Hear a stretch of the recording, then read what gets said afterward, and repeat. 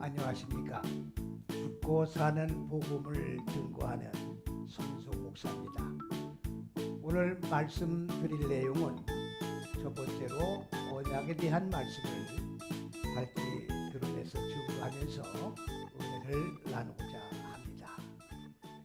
먼저 우리가 말씀을 상고할 때에 언약이라고 하는 이 말은 우리가 일반적으로 많이 성경에서 사용을 하는 그런 용어입니다만은 언약에 대한 개념이 올바르게 정립이 되지 못해가지고 언약을 임의대로 그냥 사용을 하는 그러한 실태를 우리가 볼 때에 안타깝게 그지없는 겁니다.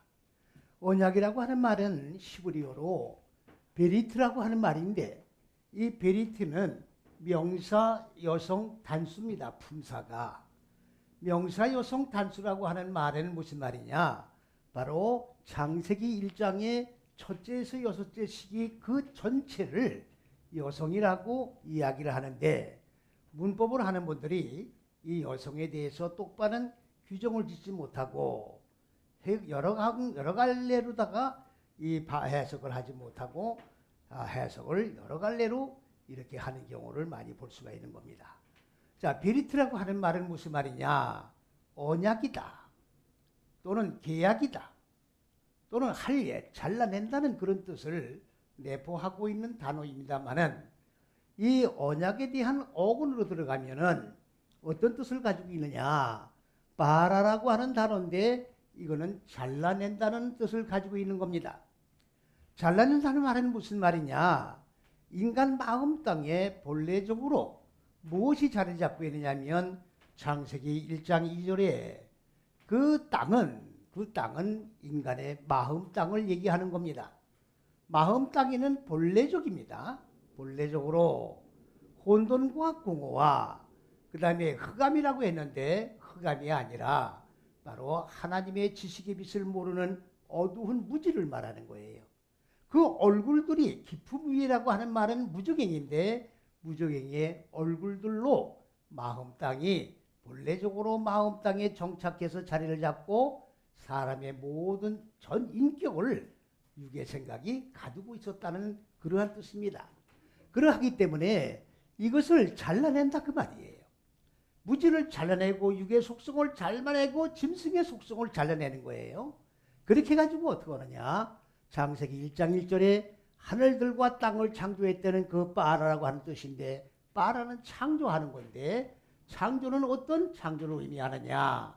마음 땅의 어두운 무지 육의 속성을 잘라내고 하늘들의 생명으로 지식의 빛으로 다시금 창조해서 하늘과 땅이 하나로 결합되는 하나님이 근본 의도하신 높은 뜻과 계획이 이루어질 수 있도록 하나님께서 계획을 세우시고 그 계획을 인간 마음 땅 안에 적용을 하셔서 하늘과 땅이 하나로 결합되는 하나님의 근본 의도하신 높은 뜻을 성취하시고자 계획하신 그 계획이 바로 창세기 1장인데 이 1장의 내용이 바로 무엇이냐? 언약이라고 하는 내용입니다. 우리가 예수를 믿을 때에 그냥 복음을 받아들이고 예수를 받아들이고 믿는다는 막연한 개념을 가지고 우리가 믿는다, 신앙생활을 한다라고 얘기를 합니다만은 이 개념이 잘못된 겁니다. 우리가 예수를 믿는 것은 입으로만 주님을 믿는다라고 얘기하는 게 아니라 하나님이 근본 의도하신 높은 뜻, 바로 첫째, 둘째, 셋째 시기인 하늘들을 말합니다. 이 하늘들을 인간의 마음 땅에 배움으로 기름 부어 넘겨받아서 내 마음 땅에 본래 자리 잡고 있는 짐승의 속성인 육의 속성을 무적행의 얼굴들을 잘라내겠다고 하는 바로 무엇이냐? 계약을 얘기하는 거예요. 예수를 믿는 거는 내가 내가 막 입으로다가 예수를 믿습니다라고 하는 게 아니라 하나님과 나와 피조물과 창조주 간에 하나님의 의도대로 내가 그대로 계약을 한 바대로 무슨 계약입니까? 마음 땅에 자리 잡고 있는 어두운 무지를 잘라낸다는 계약이에요. 이게 예수를 믿는 거예요. 그럼 예수를 믿는다는 그 시점부터 나는 하나님의 말씀을 배워서 내 마음 땅에 자리 잡고 있는 어두운 무지를 약속대로 잘라내겠습니다. 그 말이에요. 이게 언약이에요. 그런데 이 언약을 그냥 구두로 믿습니다 하는 언약으로 끝나버리고 있다. 그 말이죠. 그러니까 하나님의 근본 의도한 계획이 바로 인간들 마음 땅에 지금 실현되어 성취되지를 않는다. 그런 말입니다. 그래서 더욱 안타까운 것은 뭐냐. 여기 지금 보면은 구약과 신약이 나옵니다. 구약과 신약이 나오는데 구약과 신약을 지금 분리를 하고 있어요. 그러면 왜 구약과 신약을 분리하면 안 되느냐 하면 하나님의 언약은 구약 신약을 분리해서 우리에게 계약을 맺은 게 아닙니다. 이것은 구약의 계약이고 이건 신약의 계약이라는 얘기가 아닙니다. 신구약 전체가 다 하나님의 언약 속에 들어가는 거예요. 단 무슨 차이가 있느냐. 구약에는 바로 무슨 약속이냐면 역시 잘라내는 약속인데 이것은 바로 이 뭡니까? 잘라내는 걸 표면상으로 나타내 보여주지를 않으시고 그 내용이 계약서 속에 바로 숨겨진 비밀로 내려왔다. 그 말이지요. 그러니까 쉽게 말하면 이 구약은 우리가 율법이라고 얘기를 하는데 율법이라고 하는 것은 표면적인 의식행위, 제사행위를 통해서 하나님과 계약 관계를 이루어나가는 거예요. 그러나 그 계약 속에 담겨진 하나님의 근본과 의도하신 뜻은 무엇이냐? 역시 사람 마음 땅에 본래 자리 잡고 있는 어두운 무지육의 속성을 잘라내는 약속입니다. 그런데 구약을 통해서 많은 사람들이 어떻게 하나님을 믿었습니까? 입으로만 믿고 제사의식으로만 하나님을 믿은 거예요. 어떻게 믿었습니까? 짐승을 잡아서 사람들이 죄를 지은 것을 제사장이 가지고 오면 그 짐승에다가 그 사람의 죄를 전가를 시키는 거예요. 손에다가 짐승의 머리에 안수를 하고 그 죄 지은 사람의 죄를 전가를 해서 짐승을 잡아서 각을 떠 그리고 불을 태워 그리고 하늘로 연기가 올라가게 해서 그 사람이 지은 죄를 제사장의 제사의식을 통해서 죄를 사함받는 형식이요 의식이요 제사의 형식으로 끝나버렸다. 그 말이지요. 그렇다고 하면 구약에서 하나님의 언약을 이행하는 방법은 어떤 방법이었느냐? 마음 땅에 자리 잡고 있는 무지를 잘라내는 언약을 이행하는 것이 아니라 형식인 제사의식에 의해서 잘라내면서 바로 뭐를 생각해야 되는 겁니까? 내가 죽어야 할 이 죄를 짐승이 죽어야 된다라고 생각을 해야 되는데 이것이 만성화되다 보니까 하나의 의식화되다 보니까 그런 생각이 전혀 마음 땅에서 어떻게 돼요? 있던 것이 소멸돼 버렸다. 그 말이죠. 그러니까 제사의식으로 다 끝나버리는 거예요. 하나님 앞에 제사 드리시니까 나는 어떤 죄를 범해도 좋다는 얘기지요. 왜? 또 제사 드리면 되니까. 또 짐승 잡으면 되니까. 이것이 만연되다 보니까 이제 하나님께서는 안 되겠다. 이 백성들 마음이 강팍해질 대로 강팍해지고 완전히 무적행에 옥에 갇혀가지고 하나님의 근본 의도한 뜻을 전혀 깨닫지를 못하고 있으니 안 되겠다. 그래가지고 하나님께서는 어떤 언약을 우리에게 새롭게 주셨느냐 하면 새롭게 주신 게 아니고 새 언약을 주신 게 아닙니다. 신약은 뭐라고 하냐면 하다시피리트라고 하는 말인데 이 약속은 계약은 똑같은 거예요.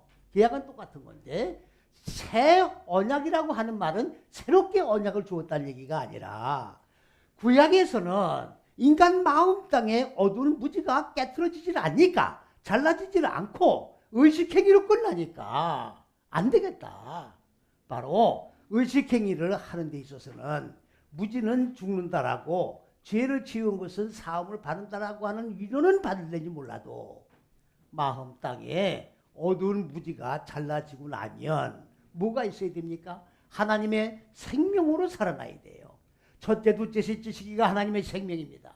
인간 마음 땅에는 어두운 무지만 있지 하나님의 생명은 없는 거예요.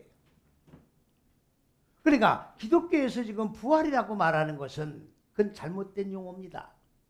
그리스도 예수는 말씀이 육신의 몸을 입으시고 이 마음 땅 세상에 오셔서 인간이 하나님의 생명을 소유하지 못하고 무지 속에 갇혀 있기 때문에 이 무지를 깨뜨리고 하나님의 생명으로 살아나게 하기 위하여 육신의 몸을 입으시고 우리 피조물과 똑같은 육신의 몸을 입으시고 우리가 가야 할 길 십자가 6걸음을 걸으시면서 죽고 살으신 거예요. 그렇기 때문에 부활이라는 용어가 주님에게는 해당이 됩니다만은 우리 피조물들에게는 부활이라는 용어가 안 맞는 용어예요. 왜 그러냐? 인간 마음 땅에 자리잡고 있는 어두운 무지를 잘라내고 나면 그대로 끝나는 게 아니라 하나님의 생명으로 무지가 자리잡고 있던 자리에 생명으로 살아나는 역사가 있어야 되는 거예요. 그러니까 다시 사는 게 아니라 없던 생명이 심겨지는 거죠. 그럼 부활이라는 말이 안 맞지요? 하나님의 생명으로 살아나는 존재가 되는 거예요. 어떻게 해서? 주님께서 십자가 위에서 6걸음을 걸으시고 죽고 산 복음대로 한 시기를 익혀 적용해 나갈 때 하나님의 생명으로 살아나는 존재가 된다. 이거를 우리에게 약속해 주기 위해서 어떤 언약을 주셨느냐? 새로운 생명으로 무지가 죽고 생명으로 타작되어 생명으로 씹어져 생명으로 살아나는 하늘들과 마음 땅이 하나로 결합되는 그러한 언약을 주시는 것이다 그 말이지요. 아멘. 하나님 그리스도 예수께서 바로 이 새 언약을 주신 것은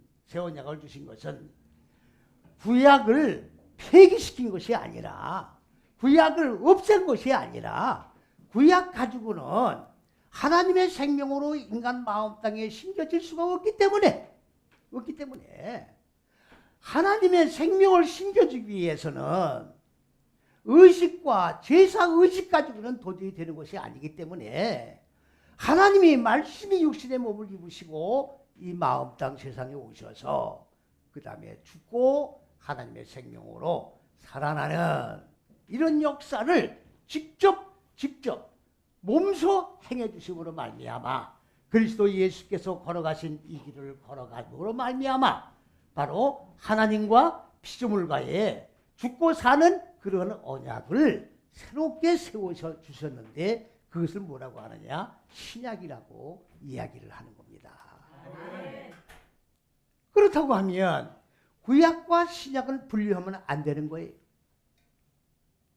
왜? 창세기 1장이 어떤 내용이냐 하면 바로 첫째서 여째식이라고 하는 내용인데 이 첫째서 여째식이라고 하는 내용 속에는 현상의 천지만물을 창조한 내용이 한 것도 없습니다.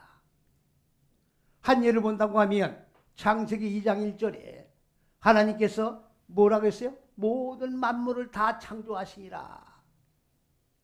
2장 1절에 그 모든 만물이 뭡니까? 신들의 군대가 완성되었다는 얘기입니다. 아멘.